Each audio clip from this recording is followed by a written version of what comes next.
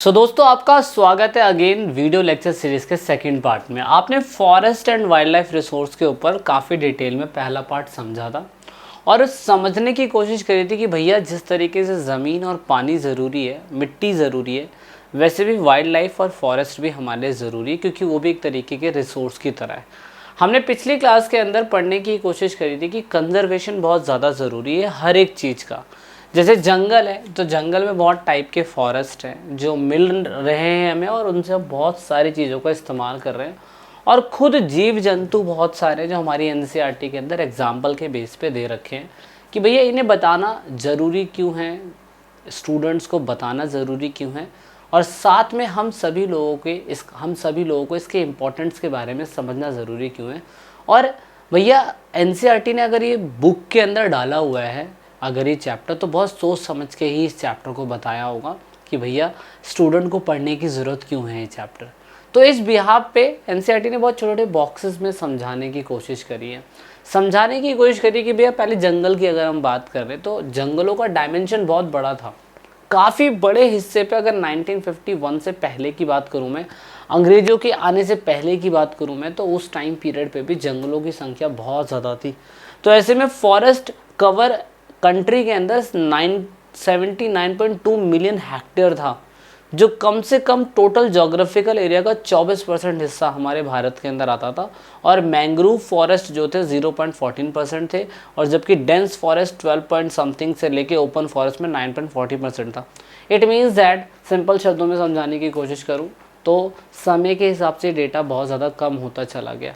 यहाँ पे डेटा दे रखा है according to state of the forest report 2015, the dense forest has increased by this and this since 2013. This apparent increase the forest cover due to conservation of major management, intervention and plantation by the different agency. 2013 तक सरकार ने देखा कि data कुछ बड़ा है, जंगल कुछ बड़े हैं, कहीं कहीं कुछ कम हुए हैं।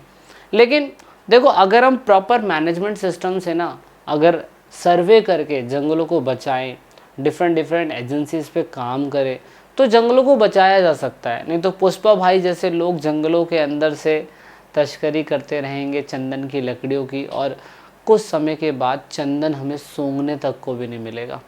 तो ऐसा समय आएगा और यहाँ पे जंगल ख़त्म होते चले जाएंगे तो पूरी धरती पर टेम्परेचर इतना ज़्यादा हो जाएगा।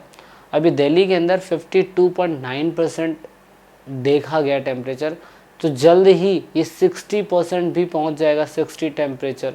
और 60 टेम्परेचर जब पहुंचेगा तो इंसान जीने लायक नहीं रहेगा दोस्तों।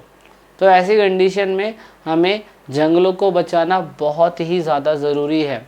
उसके बाद एक एग्जांपल दे रखा है एशियाटिक चीता के बारे में। एशियाई चीता था हमारे भारत में 1952 के अंदर ही वो ख़त्म हो चुका था। 1952 देश की आज़ादी उस समय होने ही वाली थी पूरी प्रॉपर तरीके से। वैसे तो 1947 में आज़ाद हो गया था, लेकिन पहला जनरल इलेक्शन 1951 से लेकर 52 तक हुआ, तो उस समय तक ये चीता निकल लिया, इंडिया से निकल लिया, ख़त्म ही हो गया।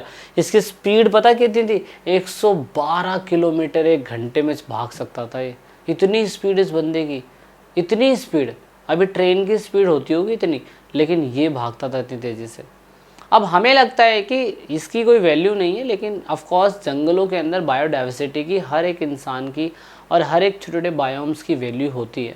तो लोगों को क्या लगता है कि एशियाई चीता जो है वो लेपर्ड की तरह है या जैगवार की तरह है। तो दोस्तों तीनों में बहुत बड़ा अंतर है।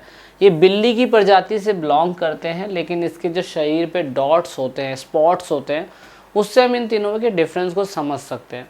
अगर चीता देखो तो उसके आँखों के पास से ना एक आंसू सा गिरता हुआ दिखाई देता है, और जबकि यहाँ पे लेपर्ड के पास ये दिखाई नहीं देता है। तो दोनों में बेसिक डिफरेंट ये है, जबकि जैगवार के स्पॉटेड्स और इसके स्पॉटेड्स में बहुत अंतर है।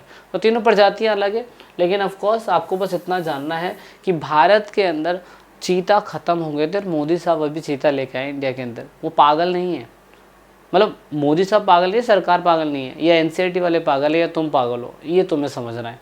लेकिन हमें जानना ज़रूरी है कि बायोडाइवर्सिटी में इसका कुछ ना कुछ काम है। दूसरी बात एक और है, हिमालयन करके एक कोई भी प्रोडक्ट हो सकता है, इसके अंदर कुछ केमिकल कंपाउंड पाया जाता है दोस्तों, इसको टैक्सोल बोलते हैं। इस केमिकल कंपाउंड का इस्तेमाल साइंटिस्ट क्यों करते होंगे, सोचिए, कुछ तो होगा। कश्मीर के अंदर पाया जाता है ये पौधा, हिमाचल प्रदेश में पाया जाता है, अरुणाचल प्रदेश में पौधा पाया जाता है।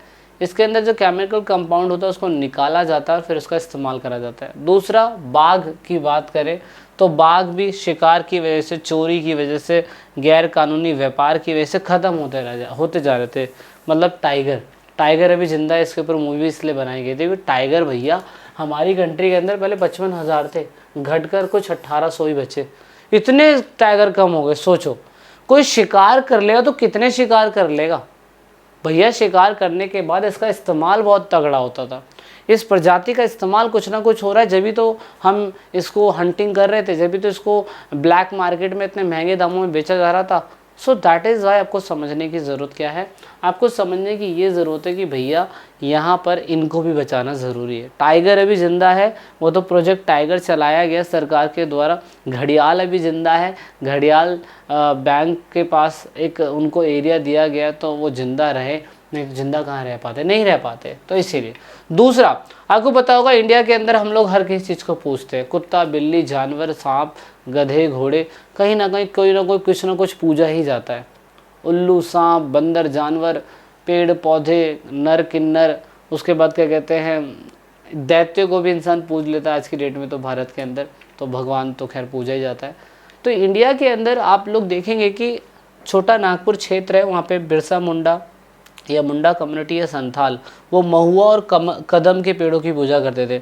बिहार और उड़ीसा के अंदर शादी में इमली और आम के पेड़ के पत्तों का इस्तेमाल होता है, उनके पास क्या कहते हैं लोग पूजा करने जाते हैं। यूपी साइड के अंदर पीपल के और बहुत सारे वृक्ष होते हैं, अशोक का वृक्ष होता है, उसकी लोग पूजा करते हैं। इट मीन्स दैट अगर इनकी प्रजातियाँ ख़त्म होती चली जाएंगी, ये ऐसे पवित्र पेड़ों की प्रजातियाँ ख़त्म होती चली जाएगी, तो लोग इनकी पूजा कहाँ कर पाएंगे। जब ये जंगल से कट ही जाएंगे तो लोग पूजा कहाँ से करेंगे। सो दैट इज़ वाई हमें लोगों की जो पवित्र पेड़ है उनकी अवधारणाओं को, उनकी फीलिंग्स को भी समझना ज़रूरी है। अब दोस्तों, आपको क्या लगता है कि इसके जिम्मेदार कौन है, इस वन्य जीव और प्रजाति के ख़त्म होने के जिम्मेदार कारक कौन माने जाते हैं? तो दोस्तों, वो डायरेक्टली और इनडायरेक्टली, अगर कोई ख़त्म हो रहा है, फॉरेस्ट या जंगल ख़त्म हो रहा है, तो उसमें it is ourselves responsible, हम ही जिम्मेदार हैं इसकी कमी के होने के। क्यों? अगर आप एग्जाम्पल देखो तो मध्य प्रदेश, असम, कर्नाटका, उड़ीसा और महाराष्ट्र, उसमें 670 स्क्वायर किलोमीटर का एरिया जो था पहले फॉरेस्ट में था, लेकिन इतने एरिया में से इतना एरिया फॉरेस्ट से हटा के हमने ग्रीन एरिया लॉस कर दिया। इवन अकेला अगर 603 टोटल एरिया मुंबई का देखो तो इतना एरिया मुंबई का पूरा ख़त्म कर दिया गया। रीज़न क्या है दोस्तों? रीज़न ये कि धीरे धीरे जनता जो है इंक्रोचमेंट कर रही है। इंक्रोचमेंट का मतलब होता है जहाँ जंगल होते हैं उन जंगलों को कन्वर्ट करके रहने वाली जगह बनाई जाती है, या कोई पब्लिक जगहें बनाते हैं जहाँ पे लोग आते हैं और अपना इस्तेमाल करते हैं। तो ऐसे में आप कह सकते हैं कि सर्वेक्षण करा गया था और बहुत ही बड़े लेवल पे जंगलों को ख़त्म करा गया। एग्जाम्पल के लिए अगर मैं देखूँ तो 1951 के अंदर एक योजना चलाई गई थी जिससे जंगल साफ़ हो गया। रिवर वैली प्रोजेक्ट चलाए जाते थे और 5000 स्क्वायर किलोमीटर का एरिया एक ही बारी में ख़त्म। उसके बाद नर्मदा सागर डैम बनाया गया था मध्य प्रदेश के अंदर, वहाँ पे 40,000 हेक्टेयर का जंगल ख़त्म। अब ऐसे में ऐसे बहुत सारे अलग अलग ग्राउंड लेवल पे बहुत सारे प्रोजेक्ट हो सकते हैं जिसकी वजह से जंगल ख़त्म हो जाते हैं। और जब जंगल ख़त्म हो जाएंगे तो भैया छोटे छोटे बायोम्स जो होते हैं, अब देखो जंगल ख़त्म हो रहे तो फिर भाई पर्यावरण विनाश होगा, जंगलों के अंदर जो जानवर होंगे उनका शिकार होगा, उनका अवैध शिकार होगा, पर्यावरण प्रदूषित होता चला जाएगा और जंगल साफ होते चले जाएंगे। इस वजह से मैं कह सकता हूँ कि इन्वायरमेंट डिग्रेडेशन हो जाएगा, इन्वायरमेंट ख़राब हो जाएगा। और इन्वायरमेंट जब ख़राब हो जाएगा तो कुछ जंगली जानवर जो होंगे वो लोगों के पास आके रहने लगेंगे, हमला करने लगेंगे, वो अपने घरों को छोड़कर आपके घरों के अंदर घुसने लग जाएंगे। अभी रिसेंटली किसी ने बताया दिल्ली के अंदर कि यमुना का स्तर बढ़ गया तो भैया झुग्गी झोपड़ियाँ जो थी वो पूरी की पूरी पानी में डूब गई। वहाँ के लोकल लोग कैसे रहेंगे, वहाँ के लोग कहाँ जाएंगे? तो बहुत अच्छा स्टेटमेंट किसी बंदे ने बताया कि नदी ने कभी अपना रास्ता तो ना बदला था, नदी ने अपना लेवल कभी नहीं बदला था, नदी का लेवल वही था पहले ही, वो तो जनता नदी के पास आके बसी। जबकि सरकार ने कहा था कि भैया जितनी नदी होती है उससे दूर रह के इतने मीटर या इतने सेंटीमीटर या इतने किलोमीटर के दायरे में आप मकान नहीं बना सकते। लेकिन लोगों ने तो इंक्रोचमेंट करा ना, लोगों ने तो घर बनाए ना वहाँ पे जाके। तो इस बिहाफ पे जब पानी का स्तर यमुना का बढ़ा तो भैया उनके घरों में पानी घुस गया। तो भैया पानी उनके घरों तक पहुँचा नहीं है, तुम पानी के पास तक पहुँच गए थे। इट मीन्स दैट जब जंगलों के अंदर से शेर चीते निकल के तुम्हारे ऊपर अटैक कर रहे हैं, इसका मतलब भैया तुम उनके घरों में, उनके घरों के आसपास आके रह रहे हो, उनके जंगल तुमने ख़त्म कर दिए हैं। और जब तुमने उनके जंगल ख़त्म कर दिए तो भैया क्लियर बात है कि जो कल्चर डाइवर्सिटी होती है, जो प्राकृतिक संपदा है, जो जैविक विविधताएँ हैं भैया वो ख़त्म हो रही है। और जब वो ख़त्म हो रही है तो भैया आप देखोगे वुमेंस के डेली बेसिस पे जो चीज़ें होती हैं, जैसे कि लकड़ इकट्ठा करना, खाना पानी, बेसिक नेसेसरी वाली चीज़ें, वो भी गांव की ग्रामीण महिलाओं को नहीं मिल पाता। सो ये बेसिक सी बात थी आपको समझाने के लिए। अगर दिमाग थोड़ा बहुत खुला हो तो समझिएगा इस वीडियो लेक्चर सीरीज़ को बड़ी ही आसान भाषा में और बड़ी ही सिंपल भाषा में। आई होप आपको फॉरेस्ट एंड वाइल्ड लाइफ का चैप्टर बिल्कुल समझ में आ रहा होगा कि जंगलों को बचाना ज़रूरी क्यों है और बायोडाइवर्सिटी को बचाना ज़रूरी क्यों है। So this is it in this video lecture series. मिलते हैं नेक्स्ट पार्ट में आप सभी लोगों को। वीडियो लेक्चर सीरीज़ कैसा लगा हमें कमेंट करके ज़रूर बताइएगा। अधिक जानकारी के लिए ऐप को डाउनलोड करिए। जय हिंद, जय भारत, वंदे मातरम।